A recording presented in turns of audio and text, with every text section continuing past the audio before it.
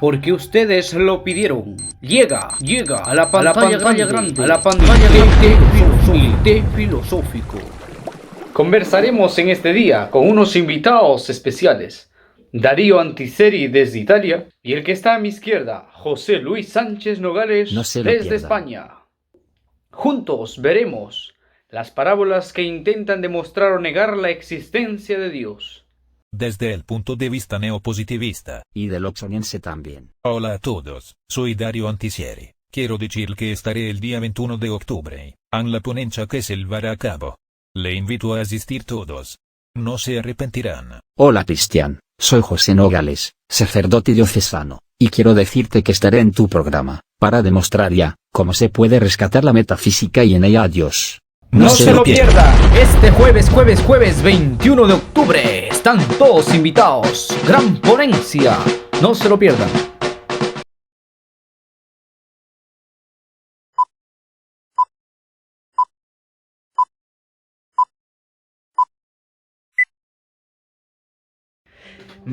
Pero muy buenos días. Después de un gran trabajo y esfuerzo, ya llegamos en este día central de la gran ponencia. Sin más demoras, vamos a ver los puntos centrales de la vida de José Sánchez Nogales. Allí vamos. José Sánchez Nogales nació en Almería, municipio de España, el 23 de mayo de 1950, aunque vivió prácticamente toda su vida en la ciudad de Berja, donde, por razones profesionales de su padre, se trasladó su familia durante su infancia. Ingresó en el Seminario Menor de Almería, pasando al Seminario Mayor y finalmente ordenándose presbítero el 17 de marzo de 1978. Siempre fue un estudiante laureado, obteniendo expedientes académicos brillantes. Así pues, obtuvo un doctorado en filosofía pura, en filosofía y ciencias de la educación y licenciado en teología. Fue catedrático de Filosofía de la Religión y profesor de Teología de las Religiones, y profesor titular de licencia y doctorado en la Facultad de Teología de Granada. Fue miembro del Consejo Pontificio para el Diálogo Interreligioso durante 8 años, y asesor de las comisiones episcopales para la doctrina de la fe, y para las relaciones interconfesionales de la Conferencia Episcopal Española, asesor de los obispos del norte de África para la cuestión del Islam, y miembro de la Red Iberoamericana de Estudio de las Sectas, RIS. Todo una eminencia. Jajaja. Gracias por la presentación. Pero no era para tanto. Como siempre, el padre es sencillo, pero no. Hoy es su día, queremos agasajarle con todo. Yo conocí a José, así, él siempre ha destacado ante todo por su generosidad, exquisitez y educación que le llevaba a un trato siempre afable y respetuoso. Le mando un abrazo virtual, desde aquí. José ha sido considerado una figura clave en los primeros pasos del diálogo interreligioso islamo-cristiano en la sociedad española contemporánea desde finales del siglo XX, y es el primer autor en reflexionar académicamente sobre las cosas en común entre islámicos y cristianos. El autor tiene una gama de escritos, entre sus temas se destacan los diálogos con otras religiones. Allí tenemos libros como, El Islam entre nosotros, Cristianismo e Islam en España, Cristianismo e Islam, Frontera y encuentro y la nostalgia del eterno, Sectas y religiosidad alternativa. Sin embargo, el camino recorrido en su vida de servicio desde la reflexión académica no fue solo un camino de libros y publicaciones, fue un camino de encuentros humanos, encuentros de los que está hecho el diálogo interreligioso. Sentía predilección por la expresión frontera y encuentro para describir la relación con el Islam. Supo así descubrir que lo visto por muchos como frontera infranqueable, era en realidad un lugar de encuentros humanos, y de luz nueva sobre la verdad y la fe. Después de una larga enfermedad diagnosticada en febrero de 2017, fallecía a los 68 años de edad el 22 de junio de 2018. Al día siguiente, se celebraban sus exequias en la parroquial de la Anunciación de Berja. En este, su último acto, concretaba el encuentro y diálogo con aquel a quien tanto buscó, y comunicó en las aulas y en tantos espacios, de aquel a quien transmitía como ministro del Evangelio. La obra filosófica del autor que trataremos, lleva por título Filosofía y Fenomenología de la Religión. Nos encontramos ante una auténtica enciclopedia, que recoge temáticas de varios tratados. La filosofía de la religión tiene muchos problemas que resolver a la hora de ubicarse correctamente en el complejo mundo de los saberes sobre el hecho religioso para encontrar su enfoque metodológico específico y su identidad como disciplina filosófica. ¿Cuál es su estatuto epistemológico propio? ¿Qué lugar ocupa entre las actuales ciencias de la religión? ¿Cómo se ha llegado a la situación actual y cuál es su perspectiva? ¿Cuál es su actitud metodológica, su posición ante el hecho religioso y su enfoque intelectual? ¿Qué le va al hombre en la adopción de una determinada modalidad filosófica de acceso al hecho religioso? Para responder a estas preguntas, hasta donde ello es posible, comenzaremos por partir del título de la disciplina. El término filosofía hace referencia al método y talante filosófico que se usará en el enfoque del hecho religioso, es decir, la reflexión especulativa sobre los datos que suministra la realidad del fenómeno religioso desde la capacidad de la razón humana, y en diálogo con todos los saberes que puedan decir una palabra autorizada sobre el hecho religioso. El término de la religión será la que delimita y designa el objeto formal que se estudiará en el campo religioso de la realidad, análisis histórico fenomenológico. El texto se divide en 3 partes, con un total de 32 capítulos. En la primera trata sobre cómo se ha concebido el término religión dentro de la filosofía a lo largo de la historia. En el segundo capítulo, la religión desde la filosofía desarrolla algunos conceptos usados dentro de la religión, pero desde la reflexión filosófica.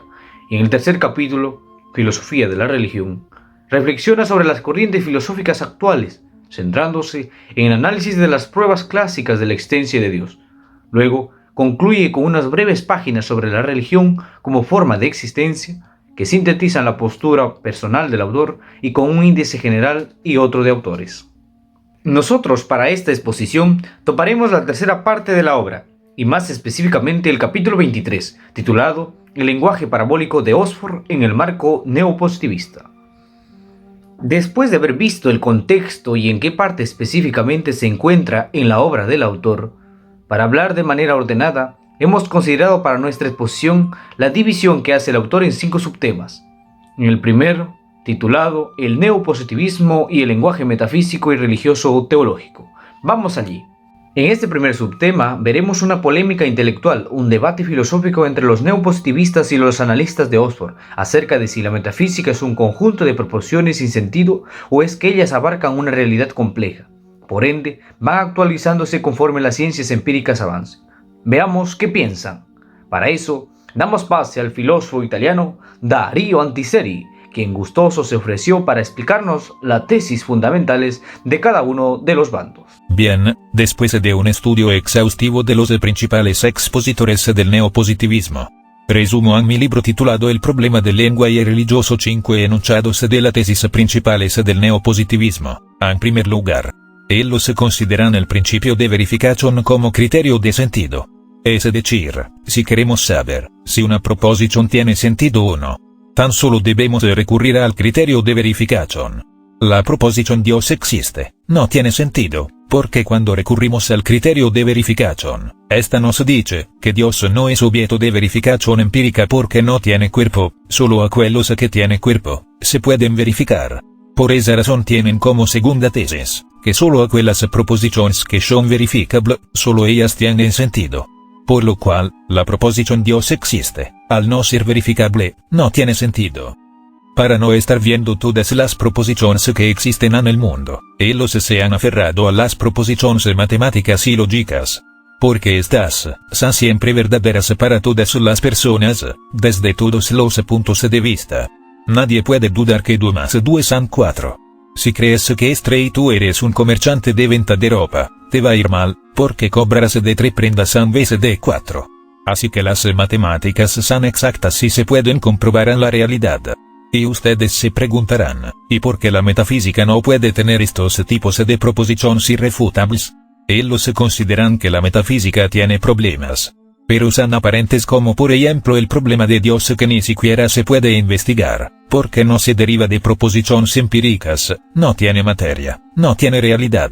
Así también, creen que la metafísica tiene pseudoconceptos, porque no responden a requerimientos vistos anteriormente, por lo tanto se dice que carecen de sentido. Por ejemplo, el término principio y el término Dios. A lo largo de la historia no ha habido consenso sobre lo que es principio o Dios, por lo que estos solo refieren a sentimientos personales o imágenes personales, y no son definiciones. Y como último postulado, podemos decir que ellos aceptan como único objeto válido de la filosofía el análisis de las estructuras sintácticas e indicaciones semánticas del lenguaje científico. Es decir, la filosofía no tiene otro trabajo que analizar el lenguaje usado, y si estos conceptos que se usa no son verificables, deben ser excluidos totalmente. Con estos presupuestos que acabas de mencionar, ¿no crees que los neopositivistas están haciendo que el lenguaje metafísico y el religioso queden absolutamente descartados? Pues mira, sabemos que los objetos de la metafísica no son comprobables por medio de la experimentación. Sí, así ejemplo. Es imposible según la concepción neopositivista que exista un lenguaje que no se atenga a lo fáctico y pretenda llegar a una supuesta realidad que está más allá de nuestros sentidos. Ahora entiendo por qué los neopositivistas consideran el lenguaje religioso, teológico como una actividad que se ocupa de incomprensibilidades coloreadas de emociones, es decir, de temas sin sentido. Cierto, muy cierto. El filósofo alemán Rudolf Carnap, por ejemplo, había dicho en el siglo pasado que el término Dios se entiende en tres sentidos. En el primer sentido, tenemos el mitológico, según el cual Dios es un ser corpóreo sentado en un trono, si Zeus o otra divinidad. Pero es semejante al hombre. Tiene ojos, nariz, boca. Siente. Llora, y ama. Hasta incluso odia. En el segundo sentido tenemos el metafísico, que lo presenta a la divinidad como ser absoluto o causa primera. En un esfuerzo por eliminar antropomorfismos. Adiós al cuerpo, adiós a los bichos. Y por último tenemos el sentido mixto, se presenta a Dios como una amalgama de los anteriores. Entidades abstractas, capaces de interactuar con el individuo. Dios es capaz de amar al hombre y preocuparse de él. Rudolf Carnap consideraba que el tetragrama sagrado es una unión caprichosa de 4 letras. Quien quiera mostrar que Dios existe, no dejaría de ser una hipótesis empírica.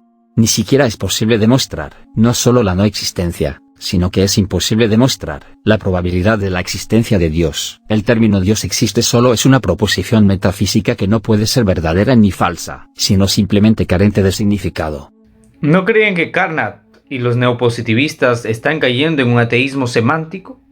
Puesto que ni siquiera el término Dios lo quieren aceptar como lleno de sentido. Es decir, no solo no creen en Dios, sino que no aceptan como válido el término Dios. Sí, Cristian, los neopositivistas han caído en un ateísmo semántico.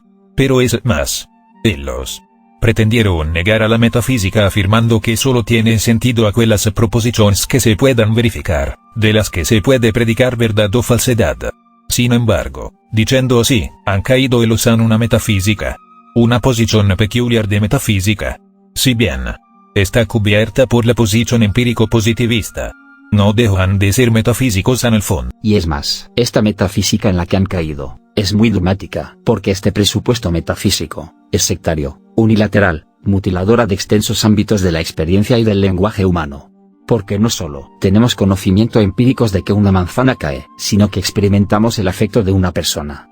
Si bien no se puede medir, al fin y al cabo, es experiencia. No solo hablamos un lenguaje descriptivo experimental, también hablamos de manera simbólica. Sí, muy cierto, cuando los novios se dicen, por ejemplo, te adoro, no están cayendo en idolatría, sino que solo tienen un significado distinto, se está usando de manera simbólica.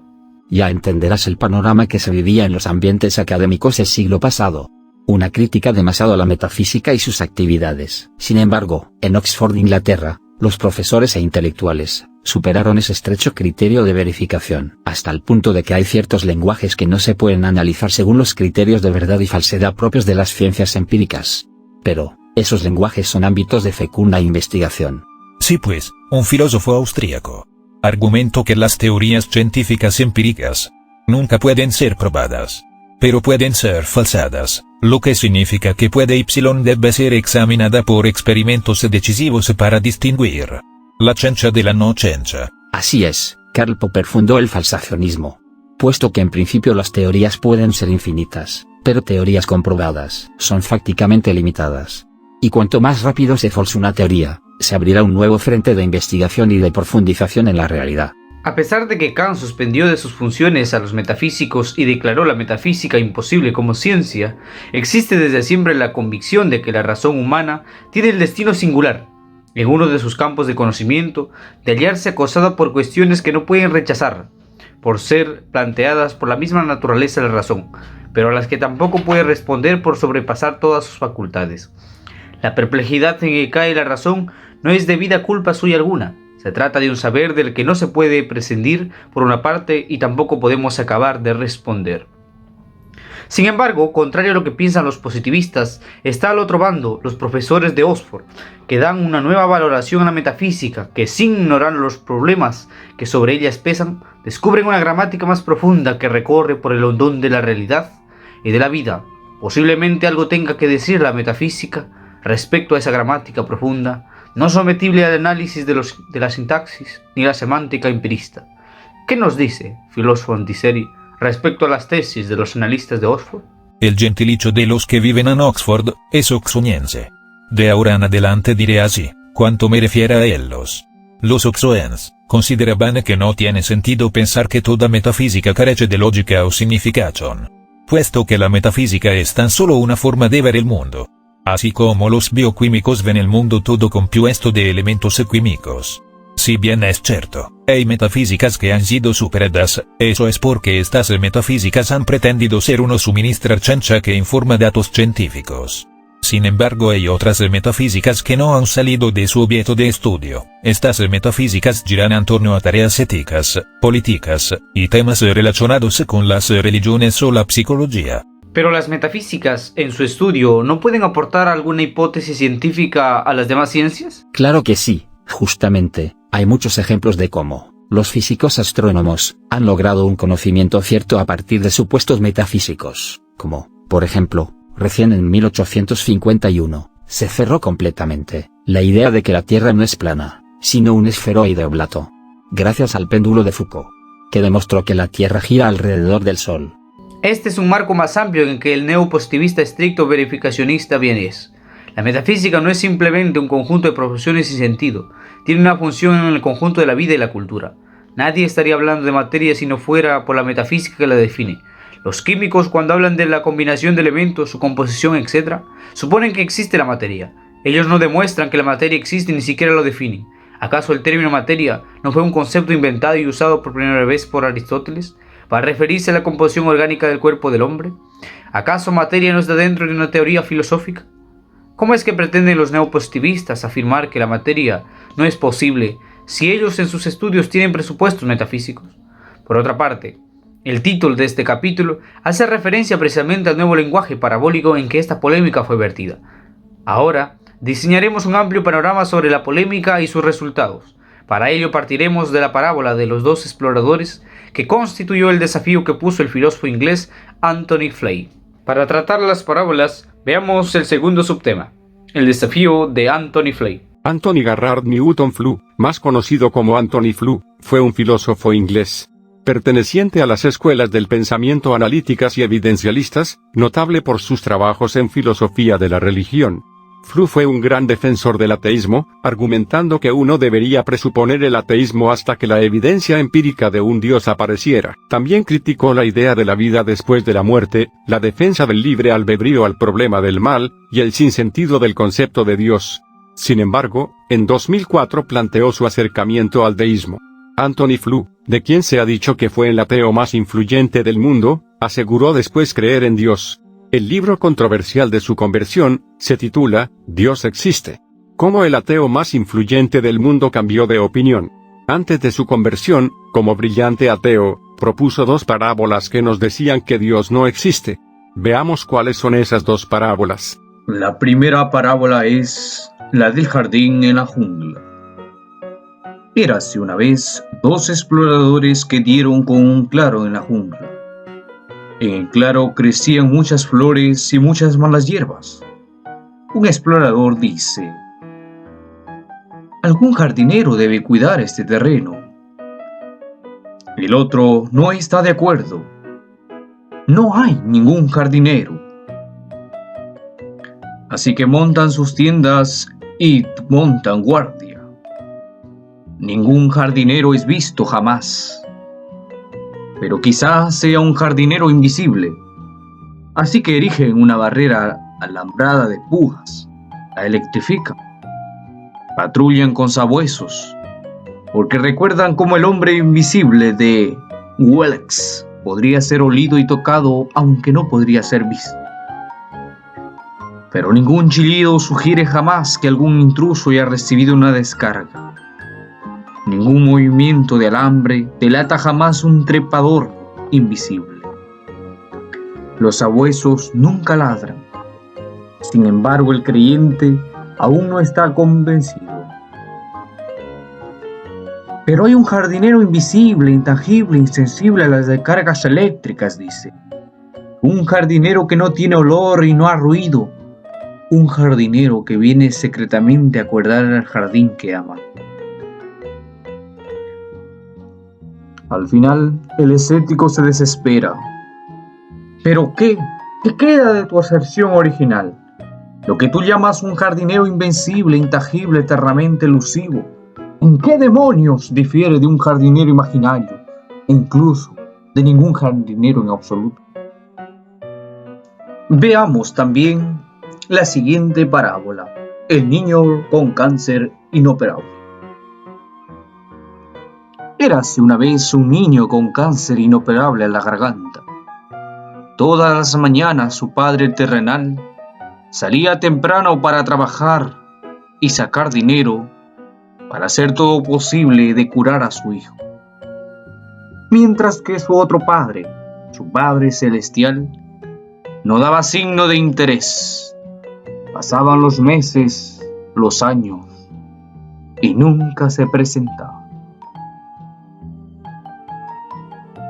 Anthony, en la parábola del jardín en la jungla, nos quiere dejar un mensaje de que, a pesar de que no aparece dicho jardinero, nada le impedirá al cliente seguir afirmando que sí existe. Y en la parábola del niño con cáncer, fluye más duro todavía cuando pone el ejemplo de un niño que muere de un cáncer inoperable de garganta. Mientras su padre terreno se desvive por hallarle, el Padre Celestial no da signos de su interés. Para sostener la proposición Dios es un padre que ama a sus hijos humanos, es preciso, entonces, recurrir a calificar la proposición. Se trata de un amor diferente del amor tal y como lo entendemos humanamente. Es un amor incomprensible, un amor que saca bien del mal, etc. De modo que el cliente piensa que el sufrimiento es compatible con la proposición Dios es un padre que ama a sus hijos humanos. Flu se pregunta, ¿qué habría tenido que suceder para que hubiéramos podido decir que Dios no nos ama o que Dios no existe? Por consiguiente, las proposiciones teológicas de este tipo no son falsables, carecen de contenido empírico y son meras expresiones de deseos, preceptos morales clandestinos, plegarias desviadas, etc. Son frases carentes de significatividad. Si una aserción no es falsable, entonces no puede ser verdadera ni falsa y, por consiguiente, no tiene valor cognitivo. Este es el desafío de Flu. Ahora, para modo de repaso, diremos que hasta aquí hemos visto las tesis contrarios entre los neopositivistas que decían que la metafísica es imposible porque no se pueden verificar en la realidad, los analistas de Oxford que consideran que sí hay metafísicas que pueden darse, y una de ellas es la metafísica en la que han caído los neopositivistas. También hemos visto las parábolas que pretenden negar la existencia de Dios, la del jardín en la jungla y la del niño con cáncer. Luego de estas paradojas, surge ese desafío de Anthony Fellow, el mundo académico en Oxford. Surgen dos tendencias, dos modos distintos de concebir este problema, pero ese es tema del tercer subtema. Así es, luego de la publicación del libro Blackstone, el problema del conocimiento religioso se suelen clasificar las respuestas a este desafío en dos tendencias, la llamada ala derecha de Oxford, que defiende el carácter cognitivo de la fe, y la llamada ala izquierda, que sostiene que la fe no es conocimiento, pero que contiene otros elementos más relevantes. Tomemos al grupo a la izquierda de Oxford o Lewin's Response. El primero en reaccionar fue el filósofo inglés Richard Melvin, quien propuso la paradoja del psicópata en el campus. Escuchemos. Parábola del psicópata del campus. Érase una vez un cierto lunático que estaba convencido de que todos los profesores querían asesinarle. Sus amigos le presentan a todos los mansos y más respetables profesores que pueden encontrar, y después de haberse retirado cada uno de ellos, dicen: ¿ves? Realmente no quieren asesinarte. Te habló de la manera más cordial. Seguramente ahora estás convencido. Pero el lunático replica: Sí. Pero eso era su treta diabólica. Realmente están tramando contra mí todo el tiempo, como el resto de ellos. Te digo que lo sé. Sus amigos, por más que presenten a los profesores afables, la reacción de él es siempre la misma. Ahora bien, ¿podemos decir que tal persona está engañada? ¿Pero acerca de qué está engañada? ¿Acerca de la verdad o falsedad de una aserción? Hare llama Blix a aquello en lo que difieren el lunático y las demás personas. Aplicando la teoría falsacionista de Anthony, que vimos anteriormente, el pensamiento o afirmación del psicópata, que todos los profesores quieren asesinarle, no es significativa, no dice nada con sentido. Pero hay una diferencia grande entre lo que piensa el psicópata y los profesores. Es aquí donde difiere Hare con Anthony Flew, puesto que estas diferencias no pueden ser explicadas o aclaradas mediante la observación de lo que ocurre en el mundo. Es gracias al Blix elegido, sano o enfermo, es como se decide lo que es una explicación y lo que no es. Si quiero explicar un suceso que me hable de Dios, será explicación de acuerdo a mi postura inicial que tenga. Así, el principio falsacionista también es una postura tomada, es un Blix. Tomar una actitud justa y adecuada frente a la realidad es tener una actitud religiosa. El filósofo austriaco John Jameson decía que la afirmación Dios existe, viene dada por la necesidad de que somos cristianos, y no somos cristianos porque hemos demostrado que Dios existe. Cualquier prueba que planteemos, no desempeña ningún papel en la creencia del individuo. A lo mucho, clarificar algún aspecto. En esta misma idea, coordina con otro filósofo, Allen, representante también de la ala izquierda. Ambos creían que los argumentos de la existencia de Dios reflejan la necesidad de que Dios exista. Il termine Dios recibe su significado de lenguaje religioso en el que funciona, y en este lenguaje no surge la pregunta duda sobre la existencia de Dios menos del modo como un físico no se pregunta duda por la existencia de los electrones. El problema de esta forma de ver, es que reducimos la teología a un simple análisis de las creencias vigentes en un pueblo. El filósofo Thomas McPherson prefería huir y refugiarse en el silencio. Porque hay situaciones de la realidad que no pueden expresarse. El eminente teólogo alemán también coincide en que la dimensión irracional de la religión, en la que reside el núcleo de lo religioso, no puede ser expresada. Entonces se podría decir que la filosofía positiva ha prestado un gran servicio a la religión. Le ha mostrado lo absurdo que es pretender expresar ciertos contenidos de la experiencia que escapan a lo que puede ser expresado. Hay dos pensadores más que consideran que las afirmaciones religiosas tienen un significado porque son afirmaciones morales. Solo se necesita un camino ético coherente. Aquí encontramos a filósofos como Richard Bevan y Hepburn.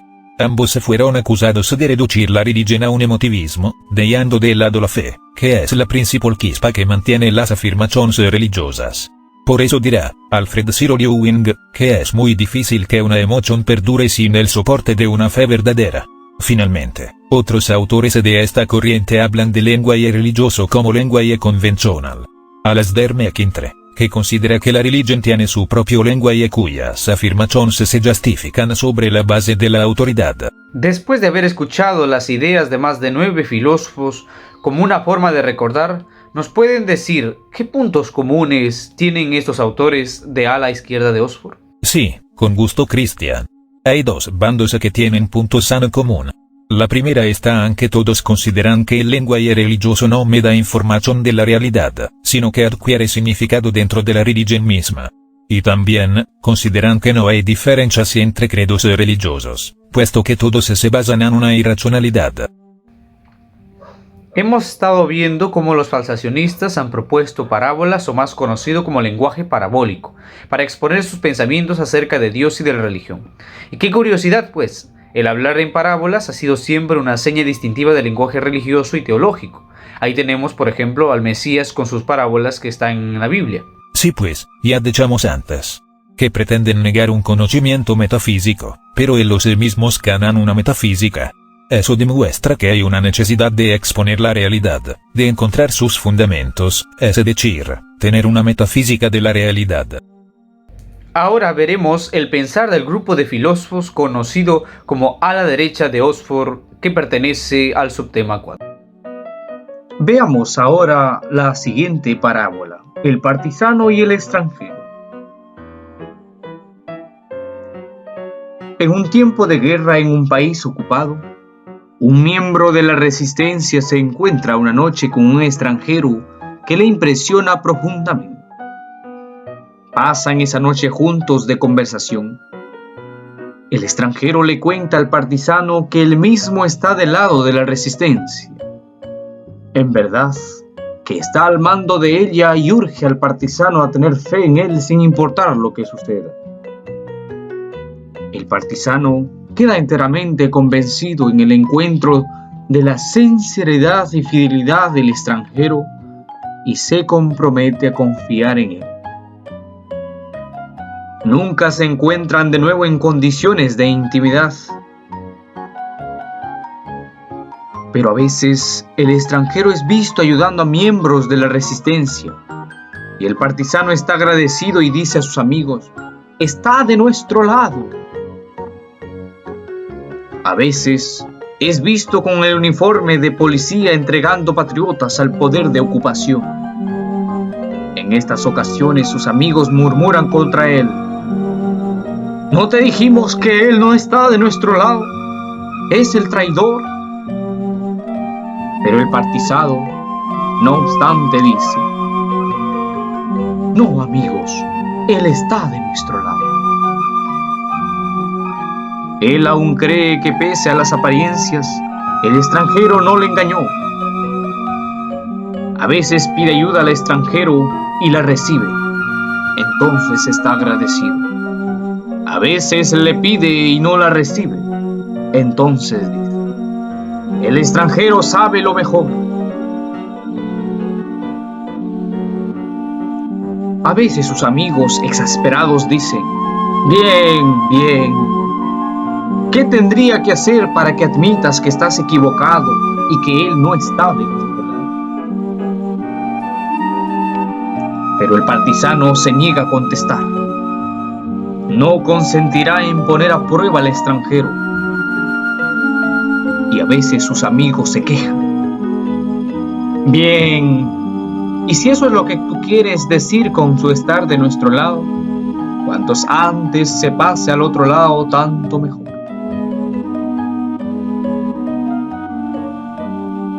En la primera parábola, el partisano sigue creyendo que lo que le dijo ese extraño es cierto.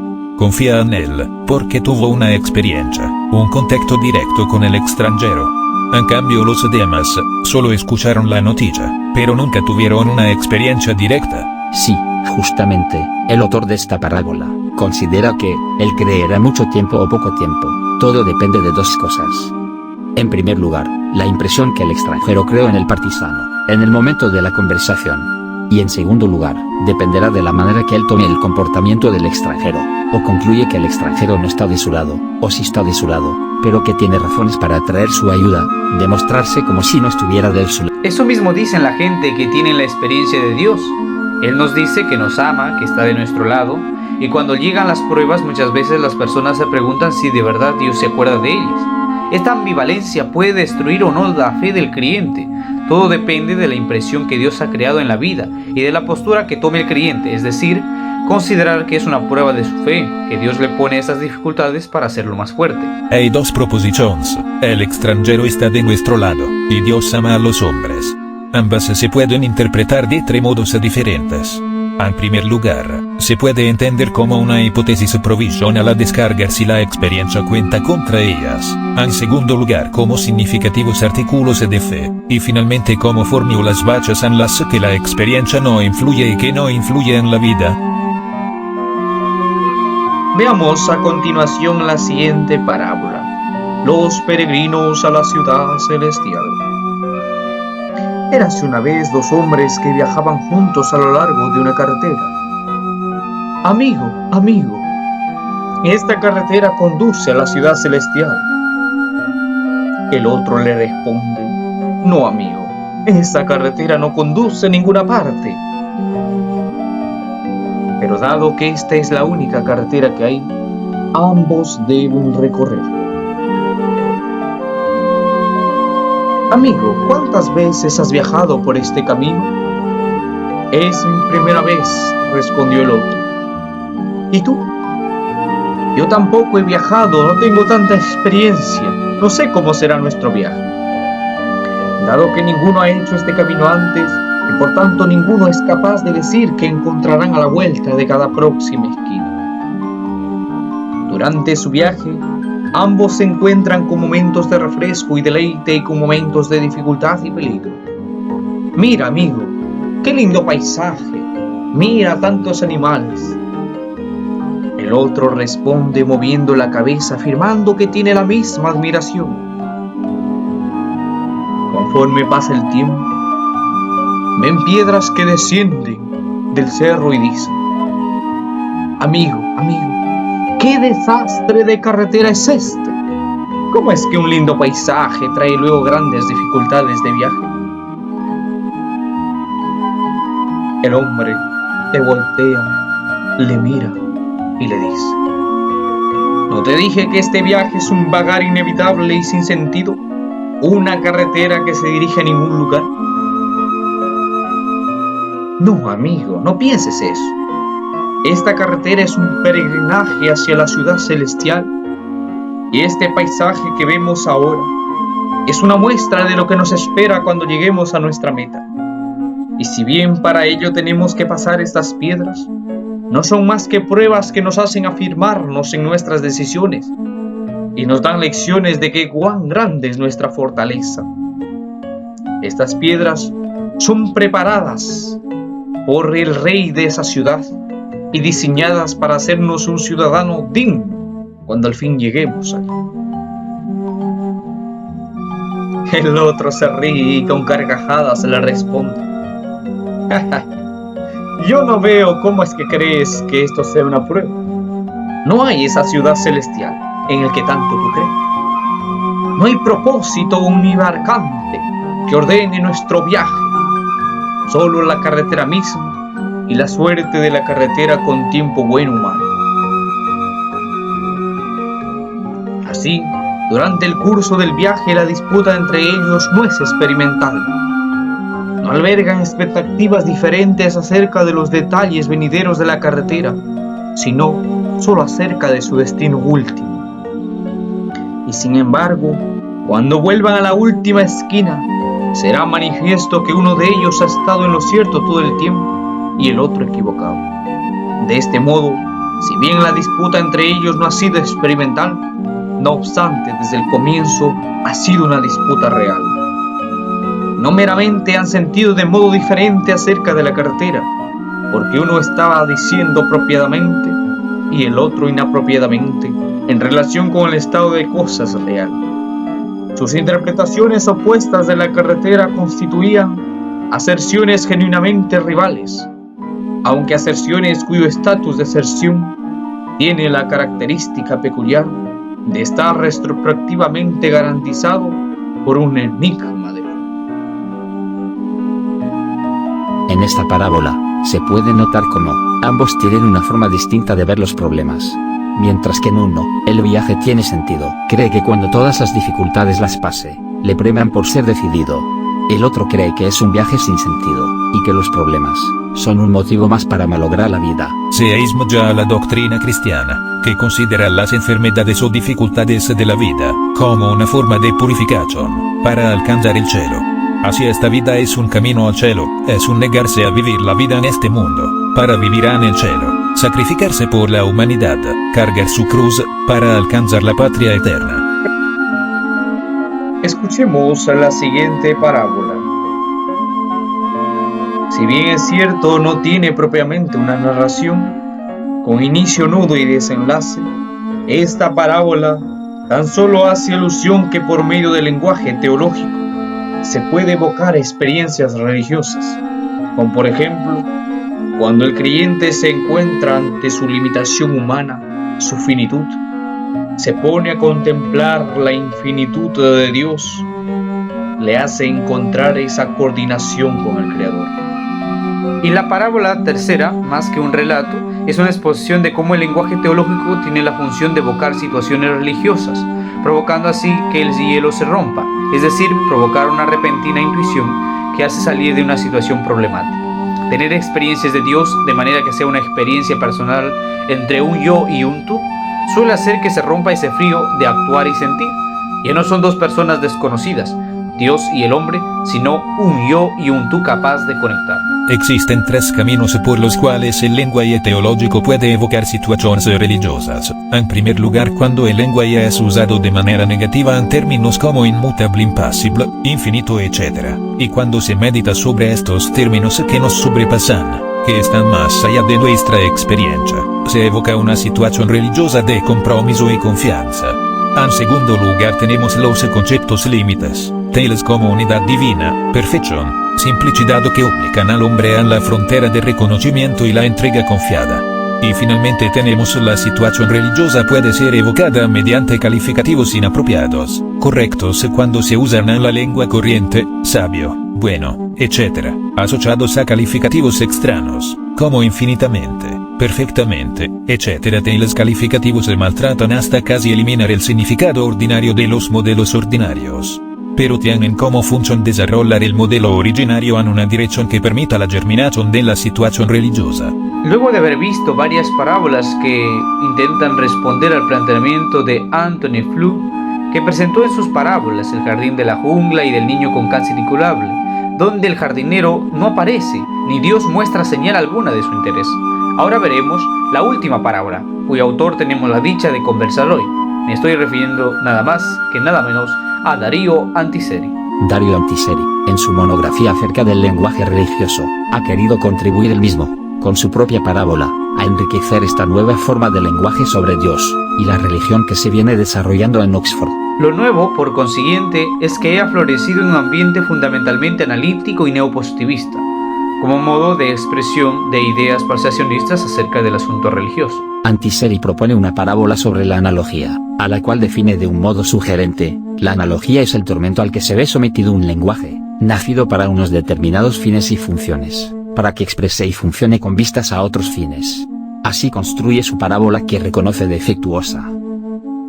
El lenguaje sobre Dios, la teología, es irreemplazable, porque puede hacer al hombre consciente de que es un ser finito, que debe sufrir y morir, de que más allá del dolor y de la muerte subsiste la nostalgia de que esta existencia terrena no puede ser algo absoluto, de que esto no es lo último. Y es así como llegamos al fin de esta exposición, sin recordar antes lo que hemos visto en esta última parte. Hemos tratado sobre la posición de los de ala derecha de Oxford, que consideran la posibilidad de la existencia de Dios gracias al contacto con la divinidad, bajo las parábolas del partisano y el extranjero, quien a semejanza de Dios a veces pareciera que no está de nuestra parte. Lo que pasa es que tiene algunas razones que le impiden estar siempre con nosotros, y todo eso es para nuestro bien. O bajo la otra parábola de los peregrinos a la ciudad celestial, quien Dios sería aquel que pone las pruebas para que así el peregrino sea digno de estar en la ciudad celestial. O el cristiano, quien relaciona las pruebas de la vida como un requisito para ir al cielo. También bajo la parábola del hielo que se rompe, que ante el contacto con la realidad, y especialmente con el lenguaje religioso teológico, surgen muchas experiencias que hacen al individuo recapacitar. Luego también hemos visto la parábola de la analogía de Darío Antiseri, quien sostiene que el hombre es como el niño, que confía que las palabras de la madre le dice no son meros signos lingüísticos, sino que alguna realidad deben tener. El niño no buscará ver si existen o no, sino que se abandona y confía en su madre. El autor presenta de manera de resumen los puntos de vista de los neopositivistas y los de analistas de Oxford. Luego desarrolla de manera clara y precisa sobre la imposibilidad de negar la existencia de la metafísica. Si bien no pretende separarse totalmente de la idea de los neopositivistas, en el sentido en el que el conocimiento debe decirse también de la realidad, critica su postura que pretende reducir la realidad a una explicación de pruebas y experimentos, pensando que es la única manera del lenguaje humano, dejando de lado las demás formas de expresión. Resalta también la importancia de la selección de las paradojas, que tiene más fuerza en cada una de las salas de Oxford, dejando así claro su punto neutral en el asunto. Esto permitirá que el lector conozca las parábolas con su misma fuerza de convicción. La profundidad del autor se deja notar cuando en su lectura nos lleva a la reflexión, a ser parte del debate en cada una de las posturas tomadas. El autor es muy didáctico, capaz de profundizarnos en los temas desarrollados. La problemática sobre la metafísica y Dios la ha desarrollado de tal manera que podemos tener la esperanza de la posibilidad de la metafísica y la presencia de la necesidad de ese ser divino. Y finalmente, la postura del autor respecto a la existencia de una metafísica dentro de las tesis de los neopositivistas es muy acertada, puesto que es la posibilidad de hacer ciencia empírica sin tener presupuestos metafísicos. Y finalmente concluiremos que el método neopositivista es una reducción de la realidad que tiene consecuencias significativas en la misma existencia, puesto que quedaría un gran campo de nuestras vidas sin explicar y por ende sin encontrar el sentido de él. 2. El pensamiento neopositivista en su intento de querer abolir toda metafísica cae en una de ellas, porque sus presupuestos son generalizados. 3. La metafísica neopositivista es dogmática, ya que cree que es la única forma de explicar la realidad y nadie debe dudar de esa creencia. 4. Los analistas de Oxford, al recurrir al lenguaje parabólico, están dejando claro la necesidad del hombre a recurrir a otros mecanismos para explicar su realidad, así como también que no existe un suplemento. Y finalmente, Dios y muchos aspectos de la realidad reclaman a la razón un fundamento, que si no se explica por medio del método empirista, no por eso es motivo para abandonarlo.